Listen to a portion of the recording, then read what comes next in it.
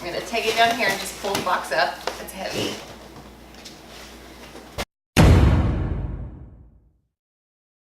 Welcome back to Fort Lewis.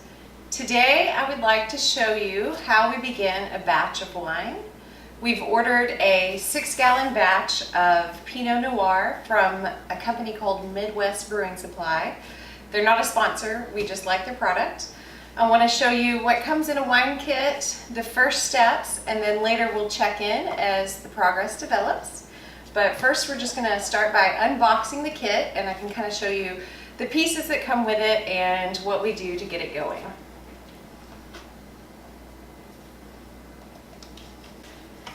This is the box, and it's basically like a giant wine box. Giant box of wine. We just need to add yeast and a few other elements.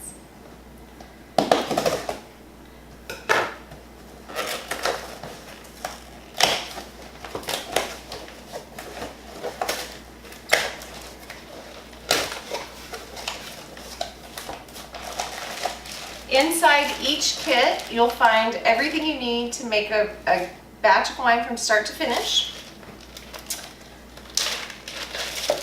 The most important thing is your set of instructions. And this will walk you through the entire process from day 1 all the way down to bottling around day 27 or day 30. Another helpful hint is to mark down the days in your calendar when you're going to need to address the wine. So I'll be transferring some of this information to my day planner just so I can keep up with it. This one includes oak chips. These are freeze-dried chips of oak that you'll actually put into the wine around day 14, I believe. So as opposed to aging it in a big oak barrel, this will give you the nice oaky flavor, and then we'll separate this from the wine before we bottle. You're going to have all the additives you need. We'll talk about these more later. Today, we're just going to be looking for our yeast. This is where the magic is. Okay. In addition to your directions and all your additives, you have this.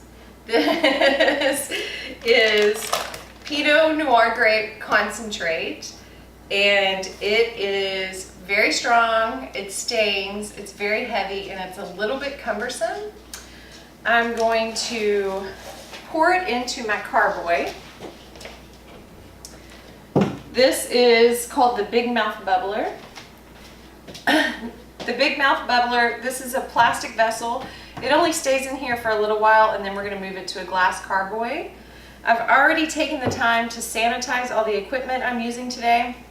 I used a 1-step sanitizer, and then I followed that with a potassium metasulfuric sulfite.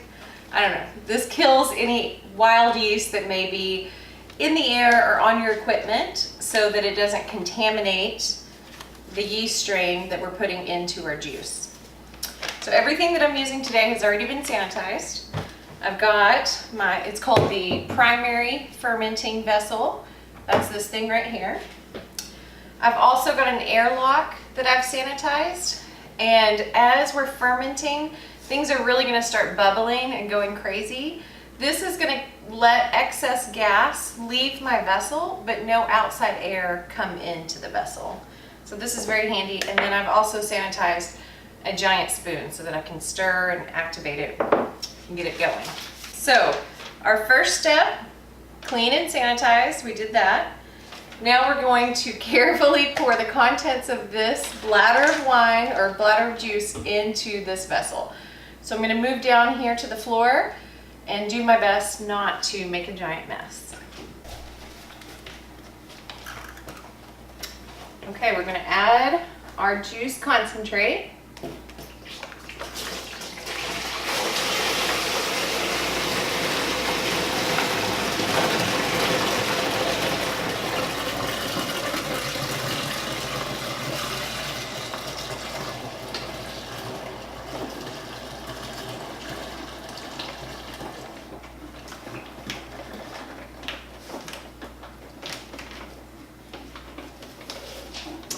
That actually went really well.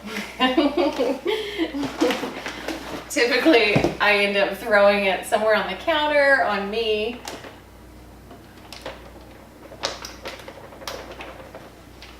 It smells very, very grapey. It's good. These are California grapes. Okay, the next step, I'm going to get water, and I need to fill it up to the 6-gallon mark. And this thing is so handy. It identifies, so right now we're at the 3-gallon mark. I need 3 more gallons of water to fill it up, and then we're going to add our yeast.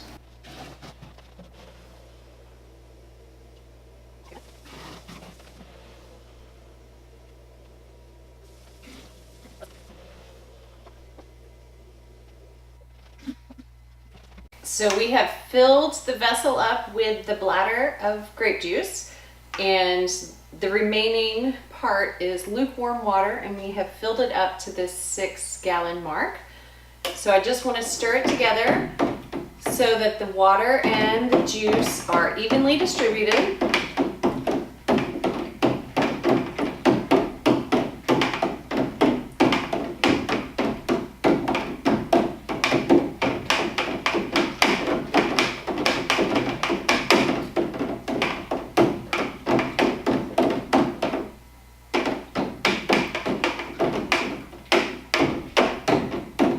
Okay, that should be good enough.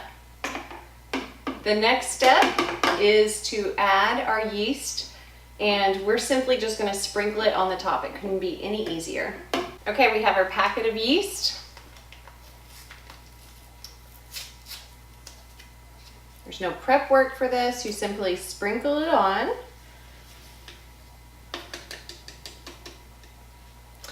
It starts out on top, and then it'll find its way to the bottom. It looks bubbly now because it's been stirred, but it will still out, and then once the yeast starts working, this thing will start going crazy. Okay, the last step will be to put the lid on and to get the airlock, and I'm going to show you how to do that, and then we're just going to let it sit. Okay, so this is our airlock. We're going to fill it with water, and it's going to hold water here. And that's going to prevent anything from the outside coming in, but the gases that are created when it's fermenting will be able to escape our container. So to get this started, you simply put a little bit of water in it.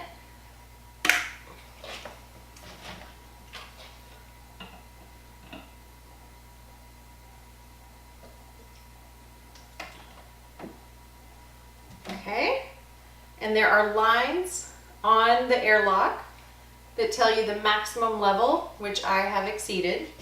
So I'm going to pour a little bit out. Oh, there we go. Oh, perfect. Okay. I'm going to put the lid back on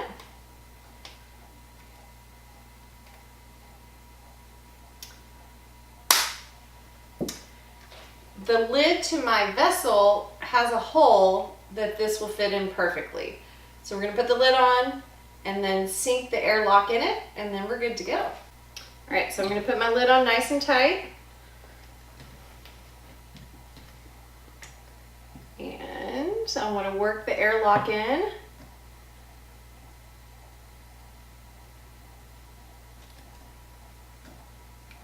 We've got a good seal here. Okay, this needs to sit in ambient temperature between 65 and 75 degrees. Our coat closet is always that temperature, so it'll be perfect. I have a string of small steps over the next few days, so we may just kind of string together several segments for you in the next video. We're going to stir this every day, kind of check the activity level, and about day 4, I believe we add a yeast nutrient, so we'll talk about that as well. But this is the first step. It really couldn't be any easier once you've got everything sanitized and ready to go. So I hope that you'll follow along and be inspired to make your own.